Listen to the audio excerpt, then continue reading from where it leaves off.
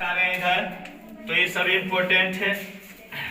इसमें जितना भी क्वेश्चन है सब बायोलॉजी से, सब क्या है बायोलॉजी से, सब पढ़िएगा।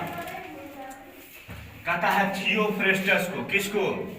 थियोफ्रेस्टस को वनस्पति विज्ञान का जनक कहा जाता है।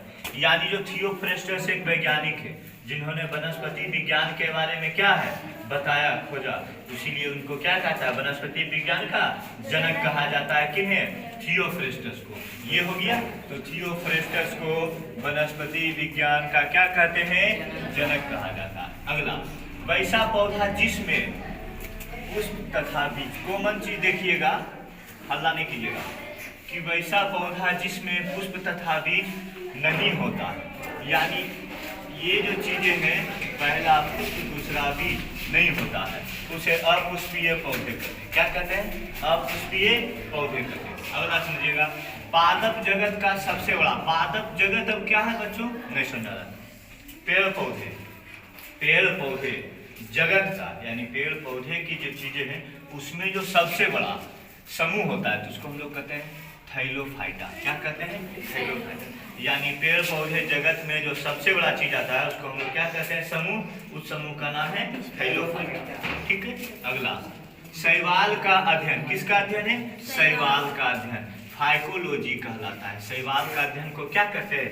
फाइकोलॉजी कहते हैं। जिसमें शैवाल हम पढ़ रहे होंगे कि क्लास 8 में भी है ना, 9th में भी है, आगे भी है, सीनियर क्लास में भी है। तो हरा शैवाल, लाल शैवाल, भूरा शैवाल, ये सब पढ़ाए होंगे। तो यही चीज यहाँ पे है, शैवालों का अध्ययन। तो अलग अलग शैवालों के बारे में जो हम जानकारी ग्रहण करते हैं, तो जो ग्रहण करते हैं उसकी पूरी क्रिया है ना, तो उन्हीं सब समूहों को हम लोग क्या कहते हैं? उसकी क्रिया को ही फाइकोलॉजी कहते हैं। यानी जिसमें उसका अध्ययन किया जाता है उसे क्या कहते हैं? फाइकोलॉजी। अब जैसे कि समझिएगा कि ये सब क्या होता है। तो जैसे कि आप लोग को हम पढ़ाएंगे बायोलॉजी, यानी कि जीव जंतु के बारे में पढ़ाएंगे, पेड़ पौधों के बारे में पढ़ाएंगे। तो ये कौन किताब मिलेगा? फिजिक्स में मिलेगा, केमिस्ट्री मिलेगा, किसमें मिलेगा? बायोलॉजी में। किसमें मिलेगा? यानी जीव विज्ञान में ही मिलेगा सब चीजें। अब फिजिक्स में फिजिक्स का चीज मिलेगा, केमिस्ट्री में केमिस्ट्री। तो उसमें समूह उसमें इकट्ठा करके उसमें रखा गया, इसमें बायोलॉजी की चीजों को इसमें रखती है। इसी प्रकार से शैवाल का अध्ययन, शैवालों की सारी गुण अपगुण, उनकी भिन्नता, उनका उपयोग कहाँ पाया जाता है, इस सब चीज गुणों को कौन से अध्ययन में? फाइकोलॉजी के द्वारा हम प्राप्त करेंगे। किसके द्वारा? फाइकोलॉजी। अगला कहता है कवकों का अध्ययन, सेम इसके जैसा, कवकों का अध्ययन माइकोलॉजी। किसके? माइकोलॉजी। तो कवकों का अध्ययन माइकोलॉजी कहलाता है। कवकों का अध्ययन माइकोलॉजी कहलाता है। अब विषाणु का अध्ययन वायरोलॉजी। क्या कहलाता है? वायरोलॉजी। विषाणु का अध्ययन क्या कहलाएगा? वायरोलॉजी कहलाता है। तो विषाणु का अध्ययन वायरोलॉजी कहलाता है। अगला, विषाणु का आकार सामान्यता, विषाणु का आकार सामान्यता 0.015 से 0.2 माइक्रोन, 0.2 माइक्रोन। यानी कि कहने का मतलब विषाणु का जो आकार है ना, मैं इसे डब्बा में बंद कर देता हूँ, 0.015 से 0.25, इसको कहेंगे सेल, है ना। तो 0.015 से 0.2 माइक्रोन के बीच होता है। यानी इन दोनों के बीच में किसका आकार होता है? विषाणु का आकार होता है। किसका आकार होता है? विषाणु का आकार। अगला, कि जीवाणु जंतु विषाणु में, किसमें? जंतु विषाणु में डीएनए तथा आरएनए, कि जो जंतुओं में जो विषाणु होता है तो उनके विषाणुओं में क्या पाया जाता है? तो डीएनए आरएनए दोनों होता है।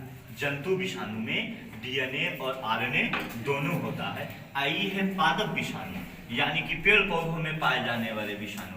आई जीव जंतु कहता है पादप विषाणु में के केंद्रक में सिर्फ आरएनए, और जंतु में दोनों डीएनए और आरएनए दोनों।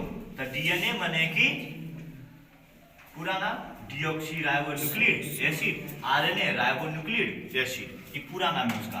तो कहता है जंतु विज्ञान में कि जंतु विषाणु में डीएनए तथा आरएनए दोनों होता है, डीएनए और आरएनए दोनों होगा। पादप विषाणु में के केंद्रक में सिर्फ आरएनए पाया जाता है। तो पादप विषाणु के केंद्रक में सिर्फ क्या पाया जाएगा? आरएनए पाया जाता है। कहेगा अगला कि जीवाणुओं के अध्ययन को, जीवाणुओं के अध्ययन को क्या कहते हैं? जीवाणु विज्ञान कहते हैं। ये सबसे सरल होगा। जीवाणुओं के अध्ययन को जीवाणु विज्ञान कहेंगे, कि जिसमें जीवाणुओं के बारे में पढ़ेंगे, उन्हीं के अध्ययन को क्या कहते हैं, जीवाणु विज्ञान कहते हैं। उसके अध्ययन को क्या कहते हैं, जीवाणु विज्ञान कहते हैं। तो जीवाणु के अध्ययन को जीवाणु विज्ञान कहते हैं। फिर से हम एक मतलब पढ़ ले चलाते हैं। कहता है थियोफ्रेस्टस को वनस्पति विज्ञान का जनक कहा जाता है। वैसा पौधा जिसमें पुष्प तथा बीज नहीं होता है उसे अपुष्पीय पौधा कहते हैं। कि पादप जगत का सबसे बड़ा समूह थैलोफाइटा कहलाता है। पादप जगत का सबसे बड़ा समूह थैलोफाइटा कहलाता है। शैवालों का अध्ययन फाइकोलॉजी कहलाता है। शैवालों का अध्ययन फाइकोलॉजी कहलाता है। कवकों का अध्ययन माइकोलॉजी कहलाता है। और विषाणु का अध्ययन बायोलॉजी कहलाता है। Phycology, mycology, virology, phycology, mycology, virology. शैवाल, कवक, विषाणु, शैवाल, कवक, विषाणु, शैवाल, कवक, विषाणु, है ना।